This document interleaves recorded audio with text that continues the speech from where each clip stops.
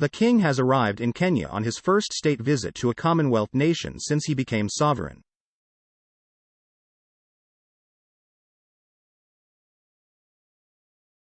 He touched down on the official RAF Voyager aircraft in Nairobi at 7 p.m. UK time, 10 p.m. local, accompanied by his wife, Queen Camilla.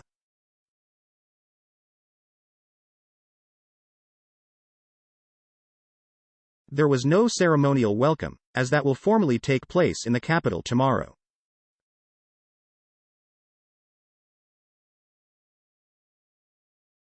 Instead, the couple left the plane without fuss or fanfare, in what is classed as an administrative arrival.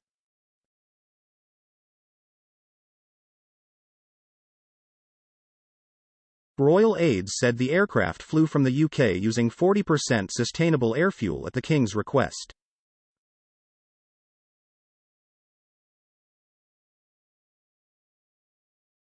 Their 4-day trip on behalf of the UK government, lasting from October 31 to November 3, is designed to be forward-looking and highlight the warm working relationship it enjoys with Kenya.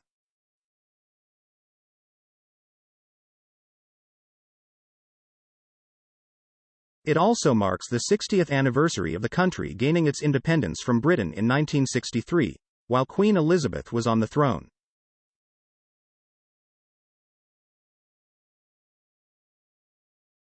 But the monarch does intend to address the painful legacy of colonialism head-on.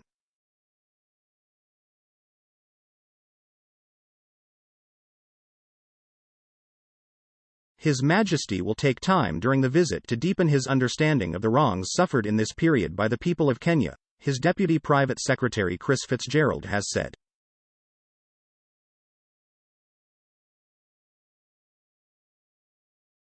Mr. Fitzgerald said the King would also acknowledge the more painful aspects of the United Kingdom and Kenya's shared history, including the 1952 emergency and the brutal suppression of the Mau Mau rebellion.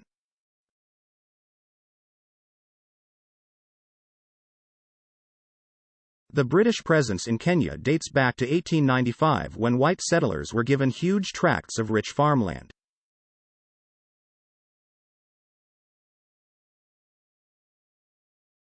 It became a full colony in 1920. Enraged at the loss of their ancestral lands and angry at the lack of indigenous political rights, the Mau Mau began an aggressive uprising against the British in 1952.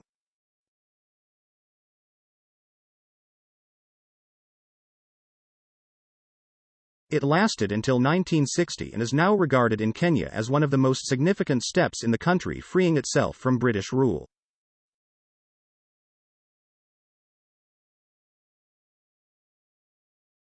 Officially 11,000 Kenyans were killed during this period.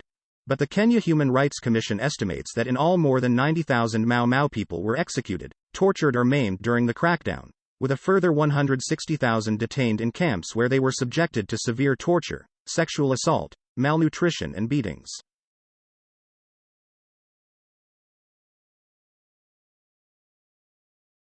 In 2013, the British government made an historic statement of sincere regret over the abuses committed during the emergency and paid out £19.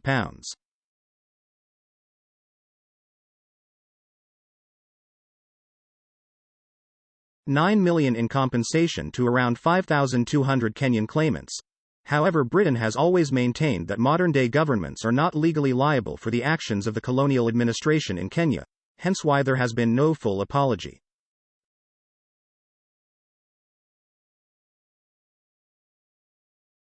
It is believed that the King will become the first member of the royal family to acknowledge Britain's mea culpa publicly, but he will also stop short of saying sorry based on the government's stance.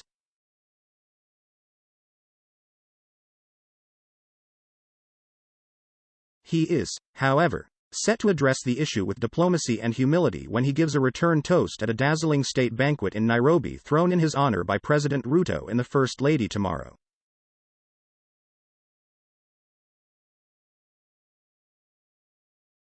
President Ruto, who has invited the British monarch to visit, is said to be personally keen that the royal visit look to the future, and the two countries' strong relationship in areas as diverse as trade, culture and military, rather than the sometimes uncomfortable past.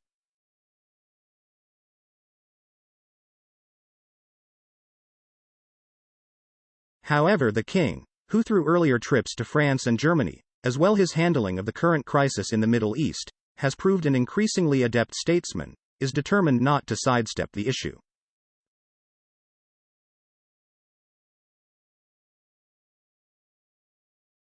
And it is believed that the state banquet, which is set to include his first major public address of the trip, will be the perfect occasion to do this.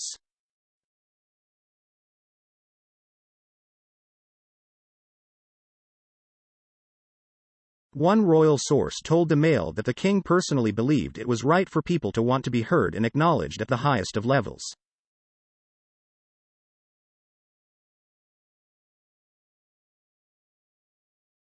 They said, "The way His Majesty addresses the subject will be with the great diplomacy, humanity and humility he brings to all difficult subjects, just as he did on state visits to France and Germany, with whom the UK's relationships had been strained for different reasons."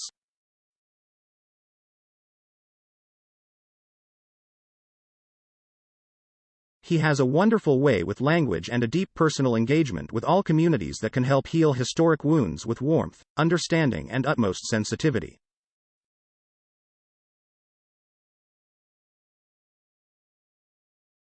Often it is about listening rather than talking. In many cases people just want to be heard, and for the wrongs of the past to be acknowledged at the highest levels.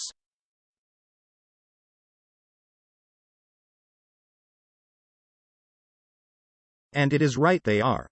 While it is the Kenyan government's wish that the focus of this visit will very much be on celebrating the present and building the future, a symbolic recognition of the past is an important step in renewing existing friendships and sharing ambitions ahead for our two great nations.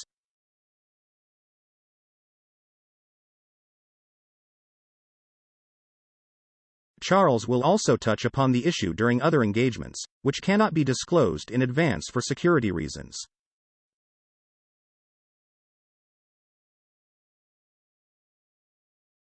Since independence, Britain and Kenya have enjoyed a warm relationship, however, and it is hoped that the state visit will further that.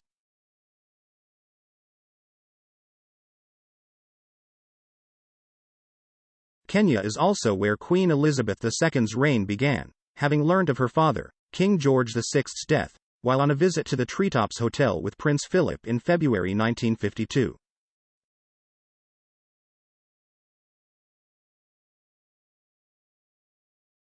The King and Queen will visit both Nairobi and Mombasa, visiting projects and charities close to their hearts.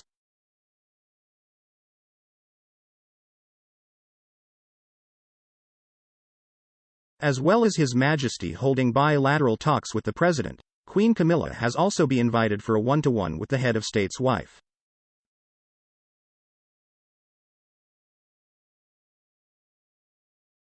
Trade, climate change, youth opportunity and employment, sustainable development and military ties will all be highlighted during their engagements.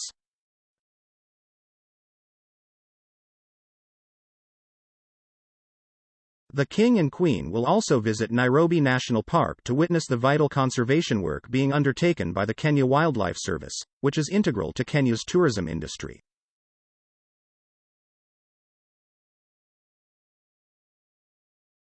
Charles will meet faith leaders from Mombasa's diverse community, while Camilla will meet survivors of sexual and gender-based violence.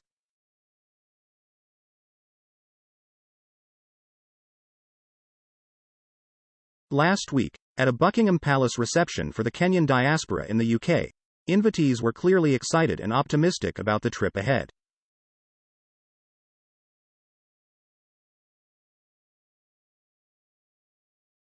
Barking and Dagenham councillor Elizabeth Kangeth, who came to the UK 20 years ago and was named after Queen Elizabeth, told the Mail, "We have changed as countries since independence.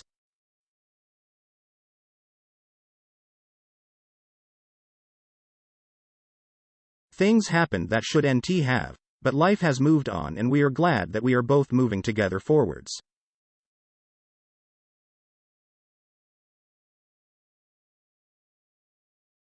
There is a lot of affection between the two countries. I am very proud of the way His Majesty is embracing Kenya.